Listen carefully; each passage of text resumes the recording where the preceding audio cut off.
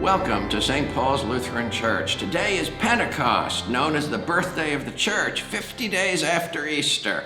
The liturgical color for this day is red, symbolizing joy and the coming of the Holy Spirit. Whenever I give a tour of our worship area, I'm always eager to point out our wonderful clerestory stained glass windows and how they progress from cold colors to warm colors, red being the dominant color of that window closest to the altar, reminding us each week of the warmth of God's abiding presence.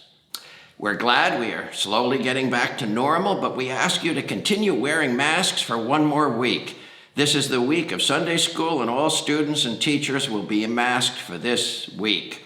Beginning next Sunday, all who are fully vaccinated may remove their masks. This is in light of recent CDC and state guidelines. I note in New Jersey they're offering free beach passes if you get vaccinated. Well, we're not able to offer free beach passes, but we still urge you to get vaccinated as soon as possible as a way of showing concern for one another. This coming Wednesday at 7 p.m., all high school seniors and their families are invited to the annual graduation event, and we urge the 8th graders and their families to attend as they transition into our youth group this fall. Now, let us worship.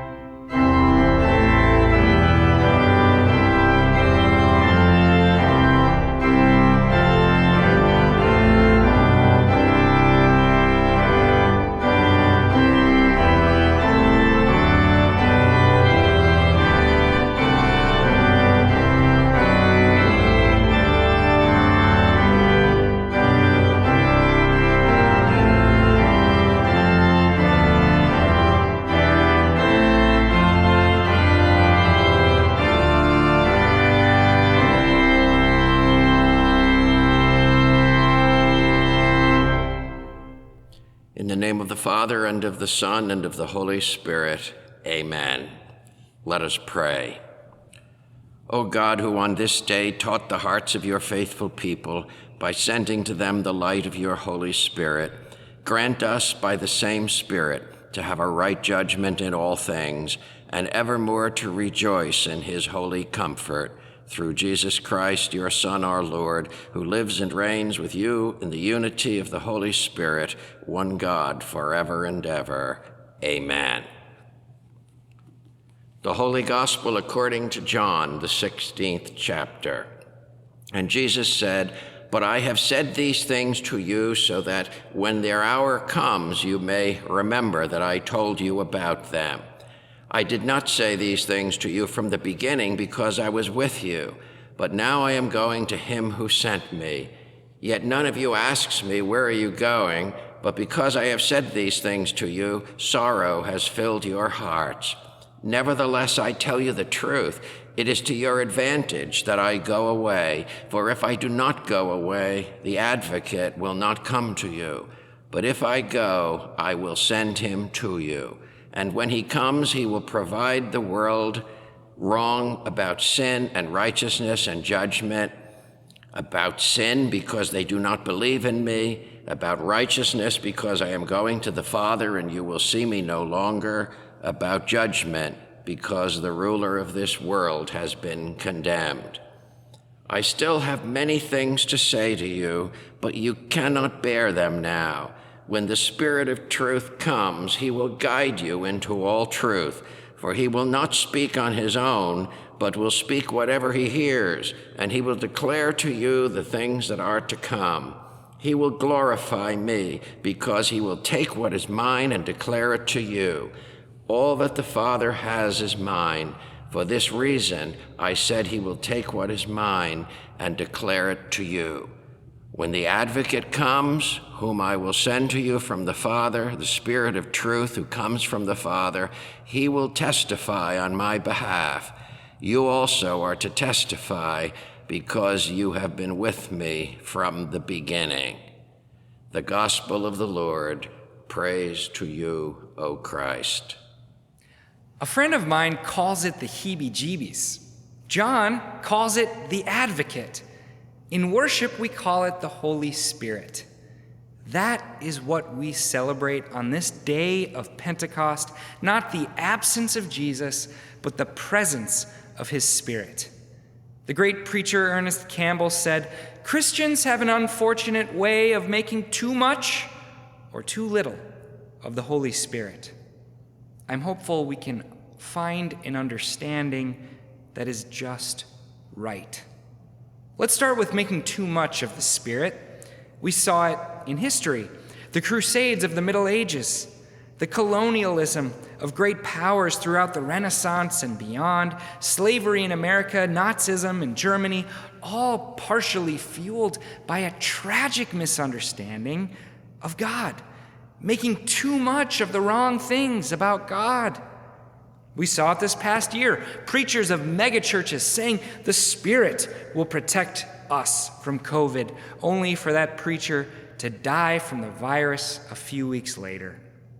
Christians have an unfortunate way of making too much of the Holy Spirit. I experienced this once at a Christian revival.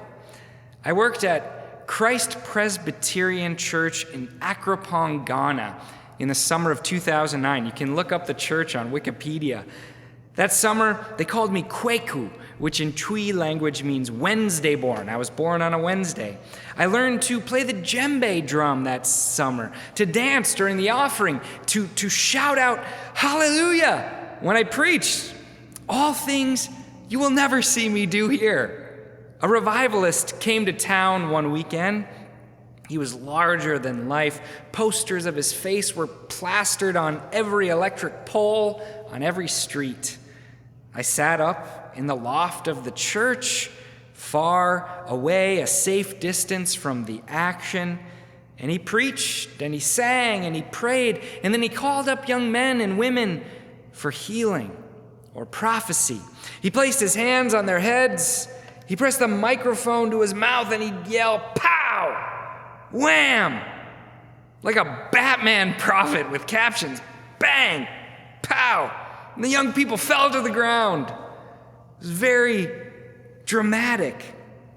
They fell to the ground, sometimes hurting themselves. And I wondered, are they making too much of the Spirit? Not because God's power can't be great and visceral, but because the event seemed more about the revivalist's power than about God's power. Reverend Dr. Renita Weems grew up in a similar tradition here in the United States. She's now a preacher and a professor. She spoke of her evangelical upbringing, her charismatic church ways, and many experiences of revival. In these traditions, she wrote, a revivalist isn't fit to be followed if his word isn't backed up with signs and wonders.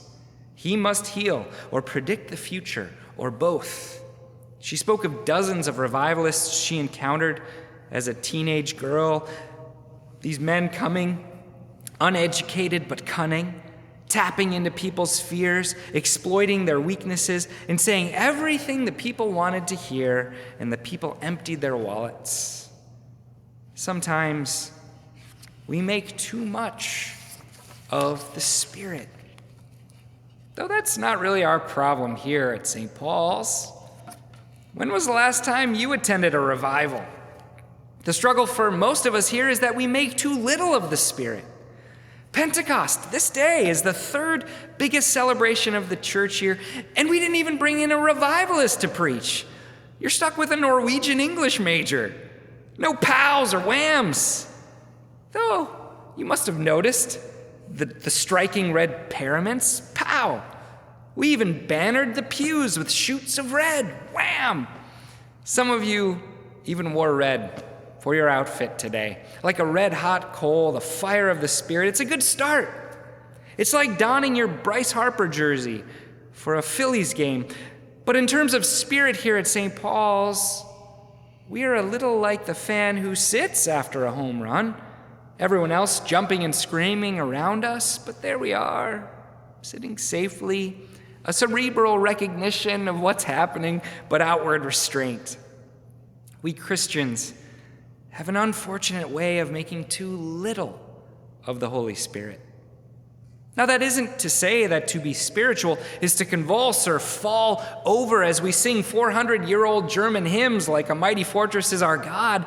It wouldn't be authentic to our tradition and culture to close our eyes and wave our arms. Maybe we'll sing a little louder. The Spirit gives a variety of gifts. We are a reflective community, not an ecstatic one, and that's okay.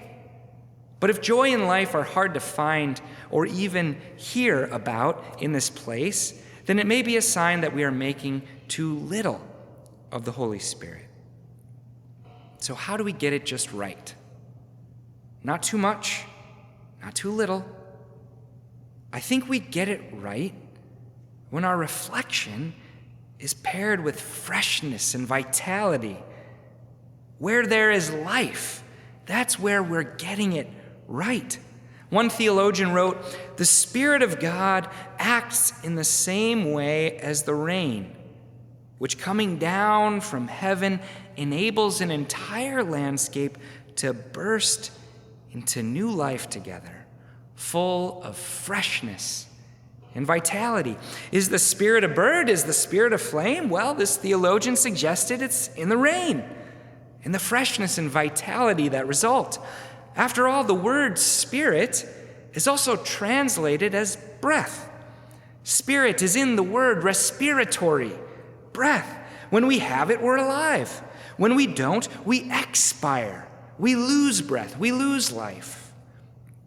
Now, I've seen that spirit of vitality here at St. Paul's. We're holding off on passing the offering plates and sharing the peace for a while, but the thing I'm most eager to return to is that time in between services out in the gathering space, having a cup of coffee, catching up, snacks for the kids. Many new members of the congregation highlighted the joy and community they've witnessed there. That's the Spirit just right. More often than not, I think the Spirit shows up outside the church walls, experienced out there, reflected upon, and unpacked in here.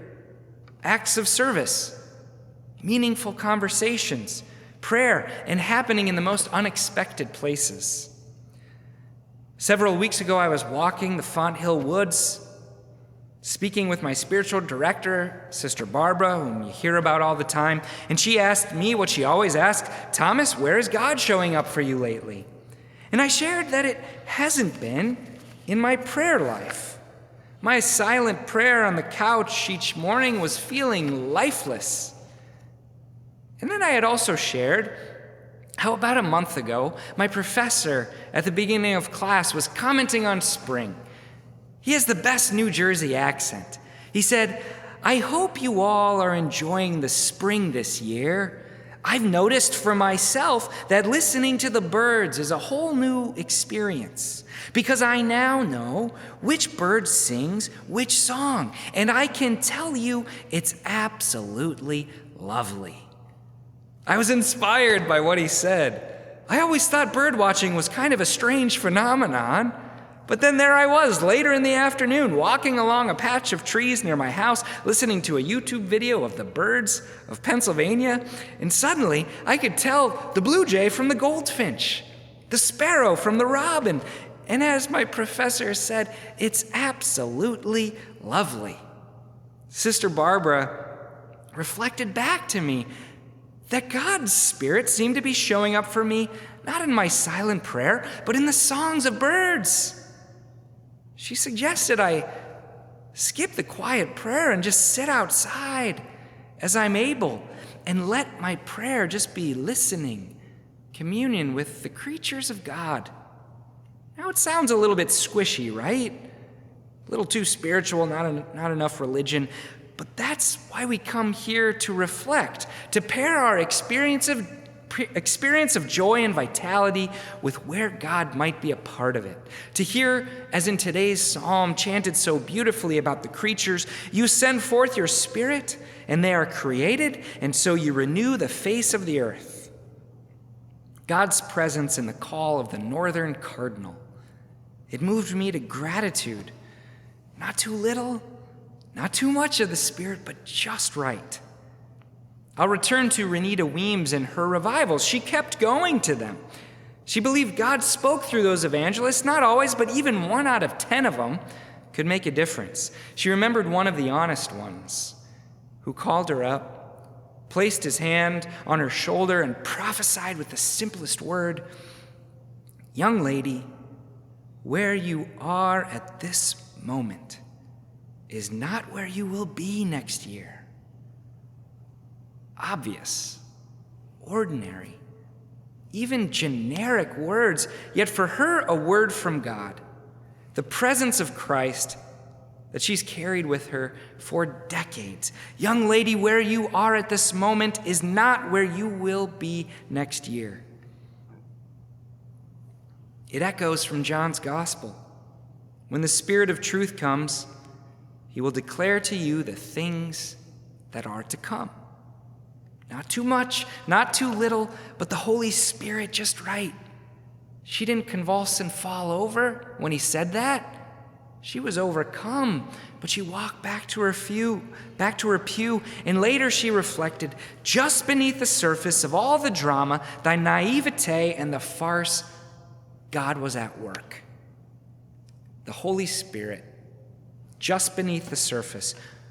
Where might that be the case for you? Just last night, I was parenting again.